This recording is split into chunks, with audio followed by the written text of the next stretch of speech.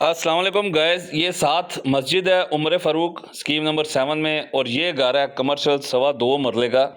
नीचे शॉप है करियाने की। तकरीबन ये 25-26 साल से ये शॉप चला रहे हैं दो भाई यहाँ पे। और इस घर में दो भाई जो हैं वो विद फैमिली जो है वो रैश पजीर हैं। ये आपको ऊपर से मैं विज़िट करवा देता हूँ दूसरी मंजिल का। ये आप देख सकते हैं। और ये कमरा देखें, 2 कमरे हैं, बड़े खूबसूरत कमरे हैं। और गैस, बिजली, पानी अवेलेबल है। जो स्कीम का पानी है वो भी है और बोर भी इन्होंने करवाया है। बड़ा मीठा पानी है पीने वाला वो भी।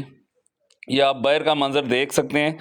ये सामने ये घर है इनकी शॉप के सामने। और ये आप देखें कबड़ इन्होंने बनाया, तकरीबन 1.5-2 लाख का कबड़ बना है। इधर भी और ऊपर भी इसी तरह इन्होंने बनाया हुआ है। तो बहुत ही खूबसूरत घर है। जिन माओ बहनों दोस्त अब आपको चाहिए, ये आप तीसरी मंजिल का आपको व्यू दिखाते हैं। ये देखें सामने किचन है, गैस आप देख सकते हैं। इंशाल्लाह बहुत ही मुनासिब पैसों में आपको ये घर ले देंगे, रब्ता कर लें।